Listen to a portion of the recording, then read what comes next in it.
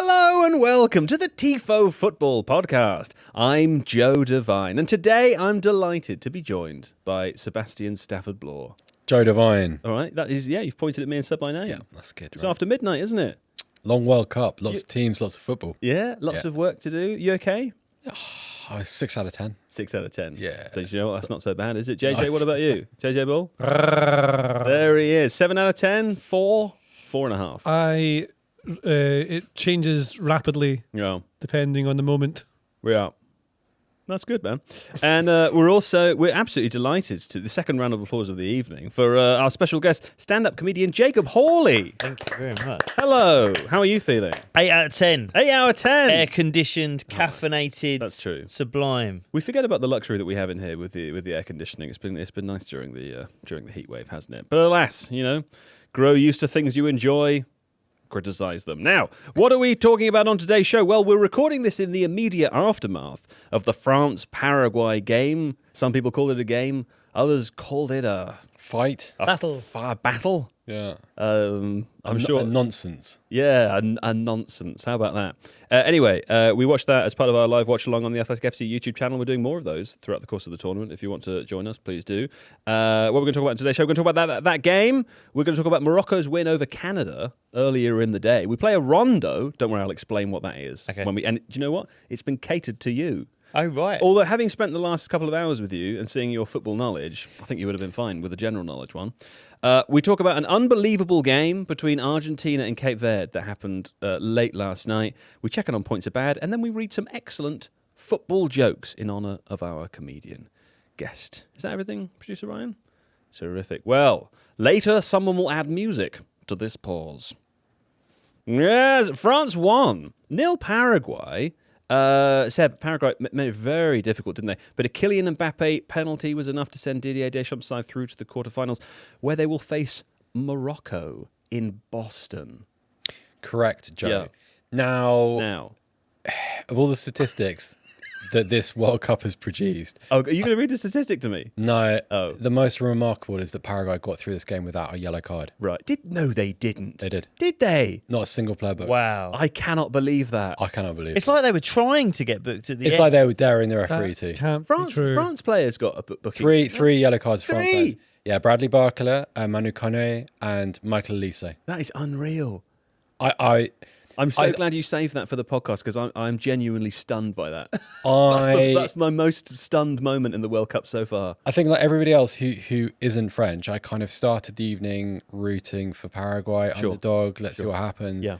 By the end of it, I wanted them to get beaten 5-0. How about that? Yeah. That just terrible. Just terrible. I mean, yeah, But also, right, they defended really well. they were so good. They were so good, Yeah. and yet they kind of detracted Tenacious. from their own Plucky. defensive tenaciousness with what we'll charitably call shenanigans. Right? It was terrible. It's safe to say you have some admiration for how France handled it then. Yeah, I really do, because also, especially Kylian Mbappe at the end, when the game was kind of lost for the Paraguayans, and clearly a couple of them were trying to extract a response from him, perhaps a red card, and he just managed to kind of smile and laugh. He laughed it and off, move yeah. on. Yeah, and it's like a great player behaving with, in that instance, great class. Yeah. And yeah, well done to them. Well done to quite a lot of the French players who dealt with provocation, I think, Yeah. and managed to make sure they didn't get themselves suspended for the next game, because that was a unique challenge. Well, that they faced. amongst the provocations, we noted as well that there was some penalty spot scuffing. Penalty box scuffing or penalty spot scuffing, Penalty spot scourge on football. It's cool to scuff elsewhere in the box, but not on the spot. Never cool, because it's I know it's a minor thing and you see it everywhere. The Paraguayans have not invented penalty spot scuffing. Sure, You let's see it not in lay the that at Premier their League. door. No, Yeah. you see it in the Premier League. You see it. It was the in Italians Germany. that invented it. as we know. I don't know where it was first seen. I don't know but either. I'm just joking. It's nonsense. Absolute rubbish. Stop it. Just stop it. The aim presumably being that they will make the playing surface uneven and therefore the penalty will... Yeah, because Should go sometimes, if you make the penalty spot uneven, you can potentially impact the way a player contacts ball when taking a penalty. That's the idea. Yeah. It's not gamesmanship. It's just cheating. Book a player when they do it. It's just Well, I don't Nonsense. know. I've worked out what the whole thing was like. Do you know that bit in the middle of gremlins when they're all loose in the kitchen Yeah. and they're like in the microwave and stuff like that. Yeah. That's basically what Paraguay started doing round about minute 65. Yeah. Just like, Oh my goodness.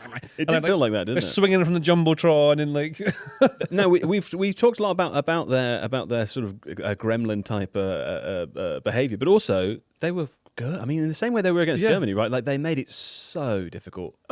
so well drilled. You know exactly what they're doing. Playing a 5-4-1, which they haven't done yet in the tournament. I think there were 8 people on the back line, about 17. Oh, but they were minutes just in. like so well. Like they had the lines covered. The spacing was good. Yeah. No one could get near them. They were so aggressive. They're going out to them. They when all the ball jumped went out at the right time, didn't they? Yeah, well, when the ball went up the other end, they were just like sprinting straight towards them, like, Yeah. I'm going to get you now. And then, so that you have to, like, well, I'll give the ball away then.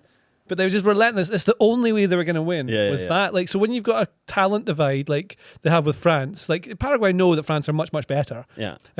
So there's certain things you can do. Obviously, you can try and stop the wingers coming inside by doubling up, or you can try and stop the ball getting in the first place. But if you just get in at them, they're not going to like it. Yeah. And they're not going to want to go for the headers if you're going to constantly go in at them. But like Seb said, France dealt with it superbly. Yeah. Because it's very hard not to get wound up in that situation when they're like falling over and again, like, you know, doing gremlin stuff. Like, Yeah. yeah. I remember I kept thinking of the Looney Tunes when 2 characters get in a battle and it's like a dust ball. Yeah. And then like suddenly one of them's outside holding a spade and like, what? And then they're back in again all of a sudden. Just like that half the way through. Well, Yeah. we say they dealt with it really well. France did score from a penalty, Jacob, but you kind of made the point while we were watching it that Desiree Doué did so well to win it that it didn't really feel like a cheap way to win the game. Yeah, it's funny. I was kind of on Bradley Barkler watch. I really like him as a player. And there was a couple of moments just before he was substituted off where he managed to kind of get a dribble going on the left-hand side, beat a man, then try and beat another. But I think it's interesting. His style of play, he's a lot looser with the ball. It's interesting. We played EFC 26 in half time. There's a thing you do on there where you just sort of jam a stick and it makes you just sort of push the ball and run with it. That's like Barkler's main thing. Yeah. They took him off for Doué and I thought it was a little bit harsh. I thought like Barkler was going into the game, but then immediately like, oh no, Doué can keep like sort of do a similar thing of running really directly at people, but keep the ball so close to him. Yeah. He had one just before the penalty where they didn't give a foul. JJ was certain it shouldn't have been a foul. I kind of That was on Doué too. That's what I'm saying. He beat 1 or 2, and then I thought the defender sort of put his knee across him. Maybe Doué was looking. Referee told him to get up. Yeah. He didn't get the free kick, but then it was like, okay, I'll really win one next time. And again, I think beats 2 or 3 of them off the dribble. Tries to come onto his right, they trip him, and he's. It's interesting with France. We were sort of talking before, and I sort of checked with you guys. I was like, have they changed tactics? Have they gone to a single 6 at any point? Have they haven't got a big man off the bench? And it's like they don't need to. They just continue doing this. Like they've got these 4 amazing forward players who rotate, swap positions, blah blah. And if it isn't working at 60 minutes, they'll just swap one of them for another really amazing forward player who'll come on and do kind of similar stuff. Yeah. And there hasn't been a defence that can hold yet. No, we talked about this throughout the tournament so far, like trying to understand how it is that they play and how much they kind of get away with not having to do too much system work because of that. The main thing that makes me so scared of them is that around 80 minutes in all the games so far, they've brought on Ryan Cherky, which is like, you know, one of the best players in the Premier League all season, right? who's barely getting on the pitch at all. Having said that, Paraguay kind of showed other teams how to make it difficult for them. France and Morocco is the first confirmed quarterfinal coming up. So, do you think that there's anything from France's performance in this game that might excite other teams, other future opposition? What's the question? I don't understand that question. Let me ask it to you as how I've written it down here. Okay. Might potential opponents be encouraged by the France performance against Oh, I Paraguay? see. Yeah, you like it? Yeah, that's a good I can one. ask it a third way if you want. Yeah, let's do that. See how much variety you can I'll keep. You shout change, and I'll do it again. change. Do you think France not scoring more than 1 goal from a penalty is a good sign for anyone that play? What about if France aren't as good as them? Slower. Yeah. What about if we were all wrong about higher? Doctors don't want other teams to know. Kermit the Frog. German frog. Kermit the Frog. Oh, Kermit. I can't do Kermit. I could do a German frog. Yes. I'm going to interpret the elements of your question that I want to answer. Yeah, I as think usual. what some teams will be able to take is, hey, if you sit deep and defend well, you can frustrate them and you can if you've got decent counter-attacking players, you can engineer a few opportunities. Change. Well, no, I don't think there is any He says no. He says no to it. There's nothing to be encouraged about at all. It's France. They've got an embarrassment of really, really, really good players who come off the bench. Yeah. When you've dealt with Barcola, on comes Doué. When you think Elise is no longer a threat, well, he still is. And actually, here comes Ryan Cherki. What a nightmare. Actually, this is the most attractive French team I've seen, certainly under Didier Deschamps, who, I think, obviously developed a reputation as being a bit more of a pragmatist, a bit more of a kind of melting all the talent down to create something a little bit more cohesive and mechanical. In this World Cup, it's just do what you want, boys. Well, there's that kind of back unit, and then the up front is just sort of just go and score goals. Outrageous. This is the thing we saw against Austria, though, right? Yeah. I mean, I remember saying at the time that Austria defended really well in that game, but Elise and Mbappe created goals out of nothing, where there was no space to be found. They scored anyway. So what's the point in having tactics if you got those players? I agree. Tactics boring, rubbish. Yeah, don't. Rubbish. When Seb said, "And here comes Ryan Cherki," it sounds like the end of a sea shanty. Yeah. And here comes Ryan Cherki. When we were talking about the French players showing just managing to avoid the provocation. Yes. There was a moment in the Germany game where I think it was probably an extra time where someone needled Jamal Musiala a little bit, and Musiala just turned into Roy Keane. Yeah. He should have got a red. Yeah, he should, absolutely. I've never seen Jamal Musiala make a tackle before. Right. Not in that way. I've never seen someone make him snap like that in a game. He's a very, very mild-mannered player and person. Could Paraguay rank up there as some of the best ever World Cup wind-up merchants? Oh, yeah. Yeah. Yeah, right up there. Right up there. Top rattlers. Top rattlers. Nice. Who was it? Was it the Jeremy? I'm trying to remember the actor's name who plays the chef. Jeremy Allen White. There's one player who really looks like Galazzo. That's it. Yeah, there's a point at the end where Mbappe was laughing at Galazzo, and you can see Galazzo was struggling not to laugh with him. He knew he was so on the way. He was struggling not to. He really had to work to keep in persona. Do you think I'm sure you have shows where you go home and you're like, we want to watch that back as soon as possible if it was filmed. Do you reckon a player like Galazzo is quite excited to get home and watch his winding up? His moment at the end. See how pissed off Mbappe gets when he's not paying attention. Well, Meccano kind of pushes him away from. It was a Paraguayan corner, and he just falls over and collapses and holds his face. And you just think, at what point does your own pride kick in and be thinking, this cannot be me at 24? Come on, man. I absolutely love it. Well, one other thing we haven't mentioned is that there was a lot of talk about heat during this game. I haven't seen the official. I don't know why I looked at my wrist. It's not there. I haven't seen the official temperature, but there was talk before the game that it might be one of the hottest games ever played at a World Cup. Well, the Paraguay players certainly tried to make it that way. Well, indeed, and there was some suggestion that perhaps tempers boiling over. Yes, was also related to heat. I don't know. I mean, I don't want to rubbish the quick, but I think France played at a really high tempo, right? And credit to they didn't look like they were sweating whilst doing it. They played at a high tempo. I thought Paraguay broke really enthusiastically every time they got a new.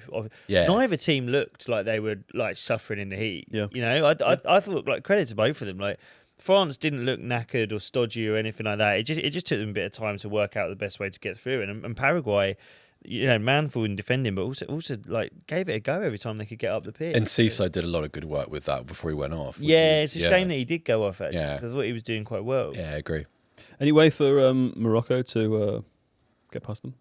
Oh yeah. Yeah. Which way? By winning the game, obviously, but how? I think they've got really good technical quality in attack. I think that the chance. I know we're going to talk about the Canada game. Yeah. But their combination football, the speed with which they make decisions within opportunities, because I think that French attack is kind of terrifying. I don't think the French defence is impervious. I think there's a mistake in quite a few of those players. Saliba's a wonderful player, but has had some injury difficulties, so he's not quite at his best. Sure. Meccano, great player, but very proactive defender, so maybe a defence there. Magnon, Magic Mike, a great goalkeeper, but also the occasional mistake there as well. So I don't think you would have your chance if you were able to kind of to manufacture opportunities against them and deal with what they're able to give against you in the other direction, then... If you were playing points are bad and you're not, but if you were, what would you be predicting for that game? Am I playing on behalf of someone I don't like? No, you're not playing. You aren't playing. I'm playing. I just want to win. Imagine that you're playing. I would say France 2-1. So okay. So you think there's a goal in it for Morocco? Yeah, definitely. Yeah. Okay. Well, you're right. We'll come on to talk about Morocco after we first have an advertisement break and play a rondo. We'll be right back. We're back. What a fantastic break that was. There we go. Now it's time to play a rondo. Are you excited, Jacob Hawley? Very excited. Would you like to know what a rondo is? Please. Okay. Here's how the rondo works. I ask a question that has multiple correct answers. We go round in a circle. We give correct answers. If we give incorrect answers, we are rejected from the rondo. If we give an answer that somebody else has already given, we're ejected from the rondo. If we dilly-dally, take too long, if I don't like your attitude, I'll eject you from the rondo myself, okay? Okey-dokey. And the final person standing is named Rondo Del Rey. Would you like that? I'd love it. Has anyone ever been ejected for attitude? Not yet, but, could happen today. Okay. I don't know. We'll see. I think based on the last couple of hours with Jacob, it's not going to happen. I mean, you wouldn't do it to Jacob. To Jacob, if you ever done it. Could switch. Yeah. Never know. Yeah, maybe, yeah. I'm tempted to do it to you before we've even started. Quite annoying. Right, okay. Here's the category, the question in today's rondo. What I'm looking for is the top 20 most expensive incoming transfers ever for Arsenal. Oh, wow. And this is why I say it's been catered to you there, Jacob. As a North London Arsenal fan, we'll start with Sebastian Stafford-Bloor. Declan Rice. Declan Rice is, of course, there. £116 million. Now, something you might want to know about the law of the rondo is despite JJ knowing an awful lot about football, he's got a habit of kind of freezing when we play the game. And you'll see from the way he's holding his face There will be signs. Yeah. Jacob, if you shout random Scottish footballers at him during the rondo and gets he's trying to answer, he finds that really helpful. Yeah. Gordon Jury. Colin Hendry. No, come on, JJ. You've got Eberechi Eze. Eberechi Eze is there, 69.3 million. These are all in euros, by the way. Good to know. Okay. There you go. Oh, okay. Right. Well, I guess it's still the top 20, regardless of what denomination, but, for the figure I give. Yeah. Martin Zubimendi. Martin Zubimendi is there, 70 million euros. Seb, back to you. Victor Gyökeres. Gyökeres, 66.9 million euros. JJ? David Raya. David Raya is not there. No, he has to be there though. He's not there. It's about 30 million quid. He was like 30 million, wasn't he? Yeah, but That wouldn't 30 be in million the is top not 20. enough to get into Yeah, this doesn't make list. sense. Nowhere near it. Now, wow, I wasn't expecting you to be out immediately. How very embarrassing. Tommy for you. Boyd. Gordon Jury. Jacob Hawley? Nicola Pepe. Nicola Pepe there, 80 million euros. Good Nice. God. How about that? Seb, back to you. Kai Havertz. Kai Havertz. Okay, Jacob, let me warn you. You're playing for honour, of course, but also you're playing against a Spurs fan, so it'd be very embarrassing if you lose this. Oh, wow. Over to you now. Noni Madueke. Yes, Noni Madueke is there, 56 million euros. Any of these, JJ, you could have had. Seb? Ben White. Ben White, 58.5 million euros. Jacob? Lacazette. Yeah, Lacazette's there, 53 million euros. I wonder if we'll complete the list. Lacazette is 50. Really? Yeah, he wasn't 53 million. Okay. At a time also where I believe that was 50 million pounds, at a different exchange rate time. Back in the day there. Okay. What about you, Seb? Jurien Timber. Jurien Timber is there, 40 million euros. I think that not quite the cheapest. Not quite the cheapest, but one of the cheaper on the list. Now, I'm not 100% sure you're going to have this on your list because it's actually very recent. But if that's the case, then you might think twice before you say it. I'll give it a go. Piero Hincapié. Yes, Piero Hincapié is there, 52 million euros. Also, I forgot to tell you, you get what's called the debutante's grace. If you mess up because it's your first game, you get a second try. So you say whatever you want. Seb? Mesut Ozil. Mesut Ozil is there, 47 million euros. I'm thinking I'm going to need a producer Ryan. Can you prepare me a tiebreaker of some kind? How many have we got left? Well, there's 8 players left, but we usually don't. We're not so quick to get this deep. Usually it's because I'm playing with JJ and other people. Who's going? Is it Jacob? It's mine. Gabriel Jesus. Yeah, Jesus is there. 52 million euros. My God. Okay. Pierre-Emerick Aubameyang. Yes. 63.75 million euros. Okay, there's only 6 next. JJ, how did you go out so early? Alexander Zinchenko. Zinchenko is not there. Is he not there? No, he was I think between 20 and 25, and actually Was we he? decided to lose that. Yeah, he was. Yeah. So you get that was your debutante's grace though. So you get one more. Now he's gone. I'm quite shocked by that. Yeah. I can find. Producer Ryan, can you find? No, I'm sure it's true. I don't doubt it's true. He's questioning it. He's questioning it. How much did Zinchenko cost? 35 million euros. Okay. Oh, so he was 21 because is he level? With who? Odegaard. So you've just given that answer away. That's fine. Okay. So Erdogan and Zinchenko apparently were level. So I guess he must have been 21. So you can have that. That's good. Okay. Set back to you. So sorry, you're saying they were both 21 million euros? No, 35 million euros. They and were that's joined 21st. That's the baseline. Oh, I got you. Yeah. Okay. 5 correct answers remaining. Do you know, now I'm looking at the list, I feel like there's at least one here that you just won't get. So I'm not worried about the tiebreaker that much, but prepare it anyway, Ryan, just in case. Alexis Sanchez. Alexis Sanchez is there. 42.5 million euros. Someone's eating something delicious. Never before have I been doing a live show stream and then just a waft of delicious smell has come through the room. Jacob Hawley. Uh-oh. That's the kind of deafening silence we don't like to hear during the rondo. There's the fear. It's creeping in. He's a Spurs fan. What will my friends say about me? Has he got one? Oh dear, I'm gonna have to start counting.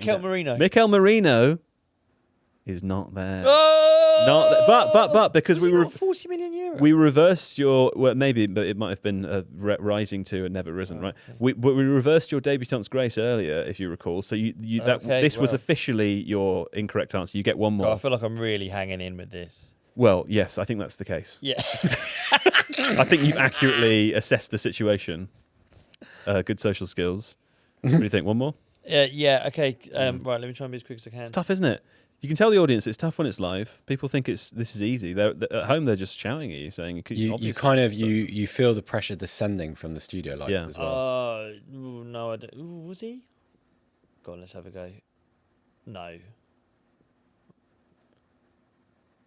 Mkhitaryan. I don't think he was. I think he was really He wasn't there. Mkhitaryan's not there. He's not there. How about that? There we go. Okay, fine. Seb, in order to be named Rondo Del Rey, you must answer this final question correctly, or... But I went first. No, it doesn't matter. I don't care how they... Listen, I'm telling you... Am I about to be ejected for attitude? Yes, you're going to be ejected. And if you get it wrong, then the victory returns to me as Rondo Del Regent. You know? That's just how it works. That's how the game works. So I need one more correct answer from you. Thank you.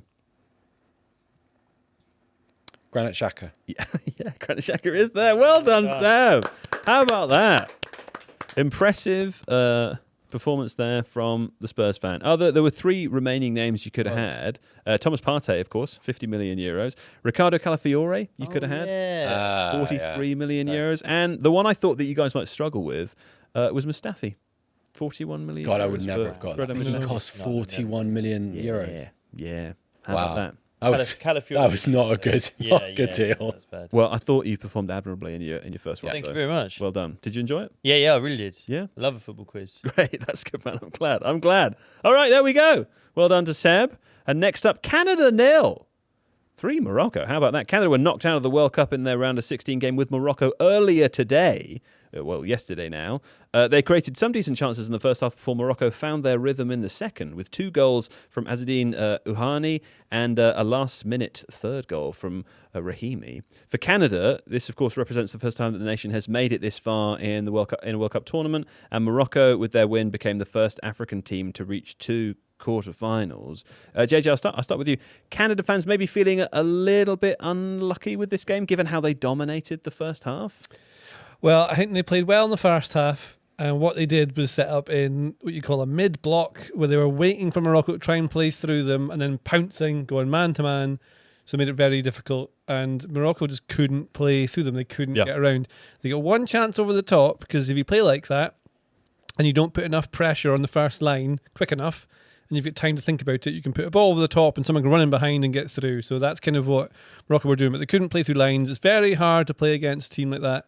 The way Canada were set up, but Canada are limited. Like, their players aren't that good, really. Sure. So when they get into the final bit, it's what you see with all these teams. Like Australia were similar, really good, but just don't have they don't have Mbappe. They don't have players who can do magic things in the final third. Make the wrong decisions, take too long, do things you're like, no, don't do that. Yeah. And so they end up just not being able to score. If you can't score, you don't win games. And so no matter how good they were defensively, Morocco are just good, and they basically just waited for the chances, and once they got them, they took charge of it And I think 3-0, it's unlucky in Canada, but it's probably fair as well. It's interesting. It was one of those games where I think the commentary even described it at the time as like not a 3-0 game, although it is also like the kind of 3-0 game that we see quite a lot where it's tight, there's a goal, then game state leads to It was a very 3-0 second half, I think. Right. Do you know what I mean? I think in the first half, it kind of felt like it could go either way. But I think sort of like 75 minutes onwards, it was, it could have been more, really, if Morocco did have the players and wanted to put their foot down a bit more. Yeah. What amused me about this game is that Canada still finished the game with more XG than Morocco, despite losing 3-0, which is kind of funny. Although, Seb, for Canada, as we said, it's the first time that they've made it this far, maybe to a stage where you do start to see the differences between the tiers of teams a bit more clearly. Yeah, and also Alphonso Davies not available for Canada, didn't come on, which was a shame. He's obviously been nursing a bit of an injury difficulty, and he provides a lot of thrust. There was just always felt throughout the game the difference was when Canada got into attacking situations, it became a little bit ponderous. There was a little bit too much overthinking, whereas especially for, I think it was certainly the second goal, and a chance that the chance they had on the break, which ended up hitting the bottom of the crossbar from a headed chance. Yes. You saw how quickly they were able to process the situation, how quickly they were able to make decisions. That was such a cool header. But these are the hallmarks of really good players, and perhaps players that Canada don't have as many of at the moment. Yeah. But the trajectory of Canadian football is really, really upwards. So, really upwards, is that? I think it's really upwards. That makes sense. Is that fair? No, it didn't sound cool the way you said it. But no, I kind of stumbled into. I hesitated. I didn't have any conviction. You wanted to say on the rise. On the rise. That That's exactly what. Yeah. With that kind of on the rise. Yeah. Very That's what I wanted to do. It's important to be smug, I think. It feels like it's in a good place. Odd old comments by Jesse Marsh afterwards. Yeah, he was interviewed about how he felt about it, and he said something along the lines of, I'd rather be us than them. Oh, right, yes. He said... He was intimating that he was proud of the team and the circumstances. He should absolutely be proud of the team. Of course. Definitely. Yeah. They played well. They did really well to emerge from their group and to be competitive in a last 16 match. That's a great moment. Odd remark, unless I'm missing some context. Yeah. Yeah. Did you see that interview, Jacob? I didn't see it. I've got to be honest with you, I didn't love Jesse Marsh when he was in the Premier League. Right, with Leeds. Yeah, and so it's strange actually. The commentators when I was watching the game earlier were they found him a bit much, I think, in terms of how he is on the touchline. I was like, I actually quite liked him. I was like, I think this really works in international football. I didn't see the comments afterwards, but it sounds a little bit classless. It's like it was a weird one. Like just because you finished the game, you're going out with credit, you've done well. I don't mind the touchline stuff at all. I think it's fine. Like he's a passionate guy. That's absolutely okay with me. It was just a bit kind of, it felt a little bit disrespectful towards Morocco, who played well, and hey, nice set piece goal as well to open the scoring. Yeah. And that was also kind of about a Canadian defensive mistake. Like you can't leave a player of that quality in 15 yards of space on the edge of your box. Sure, yeah. It's bad. It's bad. Yeah. So, okay. Yeah. One more thing before we move on from this game. Ismail Saibari went off injured in the first half. He's just moved to Bayern. Yeah. Seb, you like that move? I do like that move because he's somewhere between a 9 and a 10. He's been playing as a kind of a 10 for PSV for the last couple of years. But he's playing as a 9 in the tournament. Playing as a 9 in the tournament, but then when you look at what Bayern need, so Bayern's attack is very fluid. I don't think they need anything, man. Let's get serious. No, but they do because Nicholas Jackson's gone back to Chelsea after his loan expired. No one's going to displace Harry Kane as a 9. No. So what you need is someone that you can blend in with Musiala, Gnabry, Elise, and Luis Diaz and Leonard Carl. Okay. Chuck him into the mix, and you've got this multi-talented attacking player who looks like a really, really good finisher but can do other things. Sure. Looks a really great Bayern signing. And Vincent Kompany's a terrific coach, so I can't wait to see what he's able to do with him. Okay.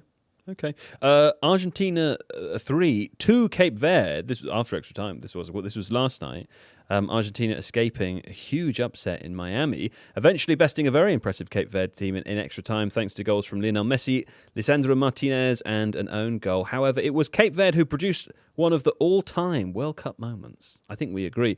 When Sidney Lopez Cabral scored Goal of the tournament so far. Jacob, did you see that goal? Yeah, comfy. You enjoyed it? Comfy? I also, I was watching as he sort of celebrated and ran into the crowd. I think he specifically waited to get to his girlfriend. He was looking for his wife or girlfriend. Absolutely, yeah. That was magic. Magic. Magic.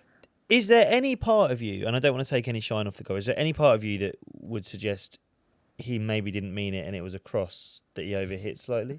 Or do you think that's... I think he went for it. Oh, I think he went for it. Yeah, I think the way he hits the ball just about convinces me you've hit that too hard for that to be a cross. I don't want to entertain that as a possibility. I'm rejecting that. No. So what I'm saying is I think it is a shot because I think he strikes it too hard. Oh, I see. For it to be... Yeah, I got you. Like, if you're going to put a ball with A, you'd have to sort of hang it a bit. Yeah. But then I'm almost looking of ways of doubting because it's just so improbable. It's such a crazy place to take a shot from. Yeah. At that point in a game, if you get that wrong, your team are furious with you. You've got a rare chance to get up the pitch and put a ball into the box, and yet he still does it. It's proper magic, and I think it's one of those you can already see the kind of like TV compilations for when this tournament's over. That will be quite an important part of the compilation. Or like the look on his face, right? That goes in and he's gone. Like like mentally, he's lost it. He's kind of gone full Tardelli when that's gone in, because you can see his expression when he's running to kind of shed his teammates so he can get to his wife or girlfriend in the stands. And it's just like, that's what the World Cup should look like, right? And when you reach the top of the game and you have a chance to play against Argentina, Messi's Argentina, and then you score that goal, that's an amazing, that's ridiculous. I mean, it's interesting you say is it goal of the tournament, because I think there's another goal in that game that could have been goal of the tournament, which is Messi's goal with the touch and then the finish. I mean, that touch... It's for perverts like us. That's everything, right? It's like for nerds like us. That's what we live for. It was like, right? do you remember the Nigeria goal in 2018 where it's a long ball. He takes the touch. I think it was on his thigh. Yeah, and then just finishes it with his right. And it's kind of, because it's Messi, it's almost less impressive, because you just think, well, that's Messi. Yeah, right, he's going to do that, right? He's just going to. Yeah. Any other player scores that goal, everybody's jaw is on the floor. But it's ridiculous. Have you ever had a moment where you could run to your wife or girlfriend? I'm trying to think if I've ever done anything where I could have, my wife was there and I could immediately run to my subscribers. Wife. I think I was married, and also running. You know, you don't do a lot of running physical in order to then run. I'd like to run to my wife. But I'm trying to think if there's a scenario I could create whereby I could do... Have you ever run to your wife? Out of desperation rather than celebration. Yeah. My son fell off a wall the other day. Got to run. Got to run to your wife. Yeah, he's fine. He fell in a flower bed, but I was holding the baby and I couldn't do anything, so I had to run to my wife. Yeah. Run to the wife. Run to the wife. What about you, JJ? Yeah, have you ever run to your girlfriend? I don't think I have. No. Maybe we should try it. We should find a way. You know? Yeah, it's something we should try. What about Cape Verde, though? Did they expose any of Argentina's weaknesses? You think you've seen any Argentine weaknesses there? Well, Lionel Messi has done my work for me. He said after the game... I just dropped your phone there. Just don't know if you know you just dropped your phone on your foot there. That's fine. Well, that is obviously me and Messi connected through the universe. Right, of course. Done that through me. You had a nice touch to kill your phone as it hit the floor. Yes. There are a lot of wires across your feet there. I'm charging a lot of things. Yeah, looks like you're charging your own feet. I am. Right, okay. I feel tired and not really in control of what I'm saying. Sure. So, if you had a battery like a phone, what would you say percentage-wise right now? It would be varying wildly. It would be. Do we want to take it into the shop? Do you know what? I think the truth here is that if you specifically did have a battery like a phone, it would be one of those lithium batteries that you can't recharge past a certain point. Do you know what I mean? If you keep fully charging it, then the capacity reduces over time, and your maximum is 40, I think. I've got an Xbox You've been tired for years. I've got an Xbox control that only works now when it's being charged. Yeah. Doesn't turn on at all. Well, I guess in a way life is like that, because eventually your battery does run out. That's true. Yeah. What a horrifying thought.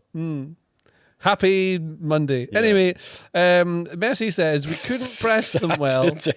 I don't know what day it is. We couldn't press them well, and our lines were a bit too far apart. They always had an extra man because we couldn't match them, and well, that's why they had the ball and made us run, because we couldn't press them properly. Right, yeah. That's it. Very good, isn't he? Did you know, Jacob, that Messi now has the most World Cup men's appearances ever? No, I didn't know that. Does it make sense to you? Not does. Yeah, I mean, I think that yeah. Do you understand what I'm saying? You clear the facts I'm giving you. Do some charge. I wouldn't mind some charge as well. Is that okay? Yeah. Yeah. He's good, isn't he, Messi? Are the rest of the team very good? Do you think? Yeah. This is so. We were laughing about this before. We were talking about the notion of that Mexico will be a difficult game for England, but I'm fully convinced that if England beat Mexico, that they'll get to the final. And I think they'll beat Argentina in the semi-final. My instinct is that Argentina are Messi with a lot of fantastic support players for Messi. So not to be trifled with, but I mean compared to him, when it's almost more successful than Portugal, and obviously Messi's so much better than Ronaldo at the moment, but it's also like. All of the support characters in Argentina are very happy to be support characters for Messi. Seems like you know what I mean? Whereas for Portugal, it's like they're sort of begrudgingly doing what they have to do to give Ronaldo centre stage. But it's like Lisandro obviously gets the goal. Mm-hmm. Is he kind of at fault for not getting out quick enough for the first Cape Verde goal? Maybe, yeah. Could argue it. Yeah, Could argue it. I don't know. I'm not really sure about the rest of that team. I feel like those two defenders, like Martinez and Romero, really good footballers, quite good defenders. Yeah, I feel like each of them would be better suited being next to someone who is maybe less of a good footballer, but a really good defender, like who's a stopper from the 90s. Yeah, someone who's less proactive, less. Like, both of them are so keen to sort of like jump out of their spot that I think a good forward line would really take them apart. Yeah, but then also. Like Harry Kane. Well, maybe, but also in any given game, Messi might just do something mad and score 3 goals out of nothing. Yeah, but then you can't really count us for that, right? If that happens, that happens. Nothing you can do about it, you know. Yeah. Anyway, I fully intend to continue disrespecting all the teams between England and Argentina. I don't care. I think it's absolutely fine to do that. Anyway, it's time for a break, I think, Producer Ryan. Is that the case? Yeah, let's have it. We had it. There we go. We had a delightful break. One of the best ones so far, I would say. Now, let's talk about Arsenal briefly. We're going to talk about Arsenal's transfers now, Jacob. Yeah, okay? Lovely. That's all I ever think about. I imagine that is the Genuinely. case. I'm going to list to you what has happened so far for Arsenal during this tournament, okay? If something happened today, Leandro Trossard left... Well, I don't know if he actually Fee left. Confirmed with Besiktas. Fee confirmed. Yeah, you're absolutely right. With Besiktas, agreed for 20 million euros. It's also been reported previously that Arsenal would be receptive to offers for Gabriel Martinelli too. So I think a left winger is clearly on the cards. As you mentioned earlier, they made Piero Hincapie's loan permanent. David Onstein wrote in the Athletics deal sheet for about 4 days ago that Arsenal have made a verbal offer communicated through intermediaries. I love that addition. To sign Newcastle midfielder. Like at a seance. Yeah, at a seance. Yeah. To sign Newcastle midfielder Bruno Guimaraes. The proposal was worth less than £60 million and was rebuffed by Newcastle. The onus is now on Arsenal to decide whether they make a higher offer. And also, it's known that they are eager to reinforce their attack with Morgan Rogers, Bradley Barcola, and Christos Solis, who I don't know, among their targets. Solis? Greek guy. A Greek guy. Yes, very, very good player. A very good Greek man. Yes. Excellent. There we go. So that is the state of affairs as it is. Yeah. Maybe a little tough for Arsenal fans to watch Spurs doing so much business early on. I don't know how you feel about that. But where do you feel as though the importance lies this summer? Well, I think it's definitely the attack, and I think certainly buying a left winger now that it's definitely confirmed that Trossard's going. It's really interesting because it felt earlier on in the window that the main target was Morgan Rogers. They tend to do this, Arsenal. They'll fixate on one player. He'll be the one they want. It'll seem like they'll agree personal terms, and then they'll sort of there'll be some argy-bargy with the fee. Sometimes they'll just pay what needs to be done. Sometimes, like in the case of Nico Williams or Sesko, they won't find that agreement and they won't get the player. Yeah. Morgan Rogers, I find really interesting because over the last few years, like I feel like what Arteta's really good at is sort of diagnosing an issue with the Arsenal team and then fixing it in the summer. So a couple of years ago when we bought Rice and Havertz and Timber, it was because he wanted to win more duels and get better physically. Yeah. Last year, for example, it was the fact that we need a deeper squad. I would have assumed that this year the lesson to be learned was that in the Champions League final, we had a record low possession percentage against PSG, and we need players who can keep the ball. Yeah. We maybe went a bit too heavy on duel winners and clunky guys who win headers and bosh people around, and we need some footballers. And Morgan Rogers is a fantastic player, but he's not that. He doesn't fix that problem. He's got some of the worst passing stats in the league. He's brilliant at carrying the ball. He's an XG overperformer, but he doesn't fix that specific problem. I don't know exactly where he fits in the team. I guess you could play him off the left, similar to how Trossard plays. Yeah. And he's also going to be insanely expensive. Yeah. And so everyone can kind of point to the gap that Arsenal have that they need to fill, but no one can really point at the guy who does it. Bradley Barcola is obviously another option. Yeah. A wildly different footballer to Rodgers, almost the complete opposite. Yeah. Again, very expensive. There'd be risks of how he adapts to the Premier League. The Bruno Guimaraes one, I actually came out of nowhere, and I absolutely love it because I think it really does fix that issue of technical ability, chance creation against settled defences. And it's almost the opposite to Rodgers in the sense that you know exactly where he'd go in the team. He's an instant upgrade on either Lewis Skelly or Zubimendi. And actually, when you're watching, you know, Tonali go for crazy money, Fernandes go for crazy money. Yeah. I know the initial offer was rebuffed. They probably would accept somewhere around 65 or 70. Well, he's also 29 years old, so a little older than some of these other players. 29, but I mean, you know, Arsenal aren't building for 4 years' time. They need to win the Champions League now and another Premier League. It's a brilliant move. And so he's a great player. He's a Bruno, honestly, I think he's like. I don't want to sound disrespectful to Newcastle, but I'm surprised he stayed there as long because I think he's so good. I think he's clearly been their best player for a long time. Do you feel like he signed up for one project when he got there and it hasn't quite been maybe what people imagined? Because I think like if you thought a couple of years down the line, when was it? Like 4 years ago that he joined? Yeah, 2022. Yeah. So you think, okay, the club will be probably didn't envisage its difficulties with PSR and stuff like that. So we'll be probably closer towards maybe not Champions League contention, but regular Champions League participation. And, you know, you'd have a few sort of brand names around you. And it hasn't, you probably wouldn't have imagined they'd be selling like Sandro Tonali to Spurs. No, exactly. Or maybe even the Isaac deal last summer. Exactly I think he's probably stayed there a year or two too long, but he's such a good player and he does so much for Arsenal in terms of what they need in midfield.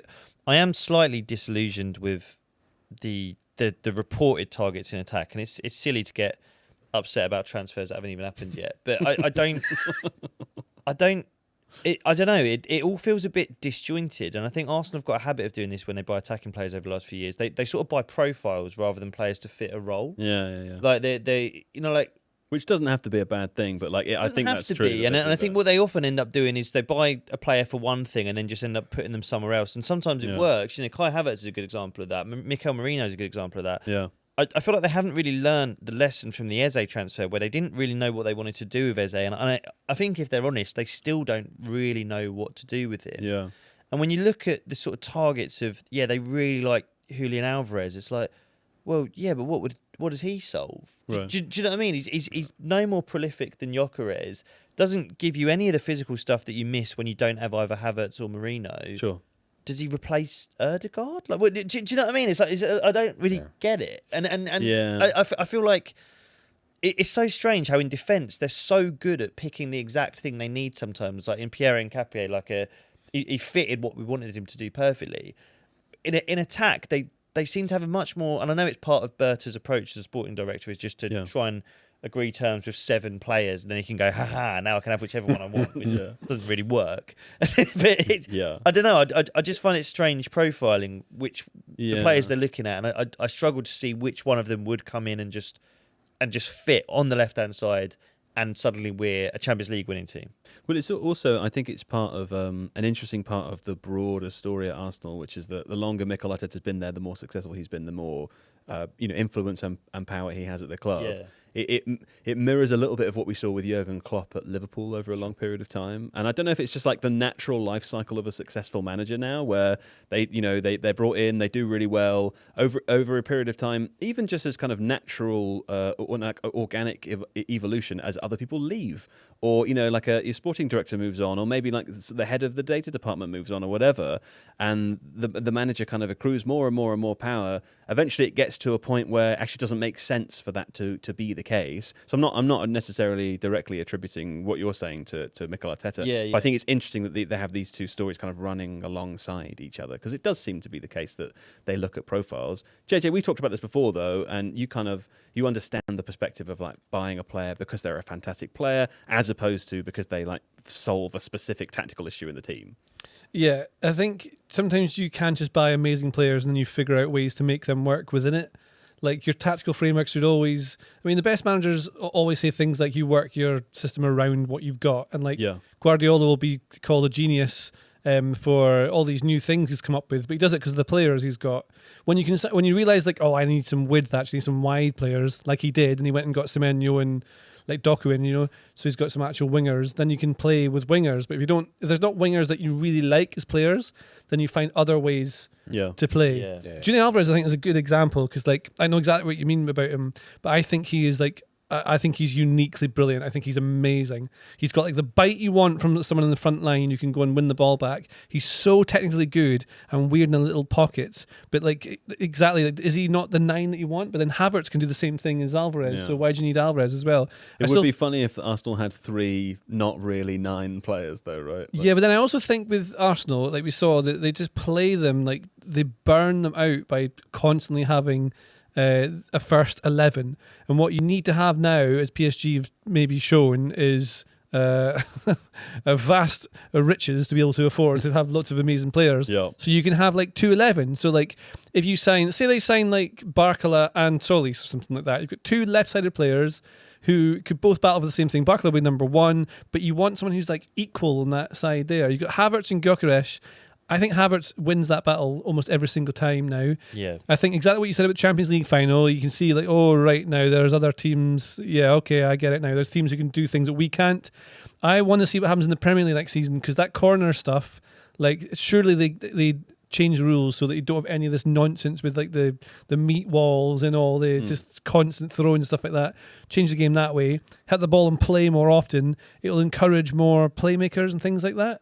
And so then, like we were talking about Odegaard earlier on, and whether he makes the right decisions, he does everything right, but he's controlling. He doesn't really play the exciting balls. But they've got Eze now as well, so they've got lots of options. But like the entire Premier League could be different next season depending on what the rules do. And so if you just get these new players in who give you options to be more fun in the final third, that would be great. Like Saka hasn't quite been himself for a while now, I think. Just seems injured and tired. Do you think part of the summer activity has to be build a little bit of almost like a 6-month team until Christmas to allow Saka, Saliba, Rice, these guys, probably Calafiori, to get fit. Timber's another one. Goalkeeper's got a problem as well. Like he's not quite fit. Like to make sure that, so the Premier League schedule it's going to be tricky because it's Premier League, it's competitive. The Champions League schedule is easy because you're going to get a pretty simple group. There's a lot of margin for error there.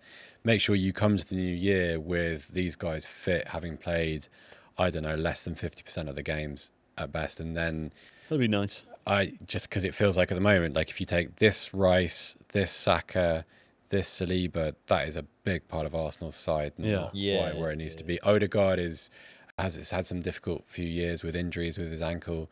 They just need to get fit. They all need a break. Zubimendi looks absolutely knackered. See the amount of football we've watched, like especially with the World Cup. Imagine, and then thinking about the Premier League starting, I'm like, oh God, no. Yeah, but that's like 6 weeks away now. Yeah, right? But there's an interesting slight change to the fixture scheduling this year, where there's like a 3-week international break in September now, and so I think it's going to be so interesting, especially like with teams like Arsenal or City or Liverpool, who've got a lot of international players, how they sort of look at that first 5 games before that international break. And I suspect there'll be a few of them who would love to not have to use players like the ones you listed in those first 5. If you can avoid using those in the first 5, then get to that international break. Annoyingly, I think it is actually qualifiers rather than just friendly. So international teams will want the players. Yeah. If you can try and not let them go, so that essentially you're saying to like a Saka, a Rice, a Timber, a Saliba, or the Liverpool or City equivalents, we'll see you in October. That's kind of the dream. And I think it's to compare to PSG, like. You read about some of their players, like Kvaratskhelia, for example, who barely played in Liga this season. They just sort of used him in the Champions League. I thought, what a luxury that is, right? Because then all of a sudden, like, he's playing against Bayern in a semi-final, and he's played 15 league games. Yeah. It's amazing. Right. Well, I don't want to rake it up again, but I won't. Never mind. Okay, we're done with that section. I've decided I was too tired to rake it up. Oh, thank you. Yeah. Anyway, very briefly touching in on points are bad here. Just to say, I've had an absolutely abysmal day. I predicted 2-1 to Canada on a whim. I felt pretty good about it in the first half.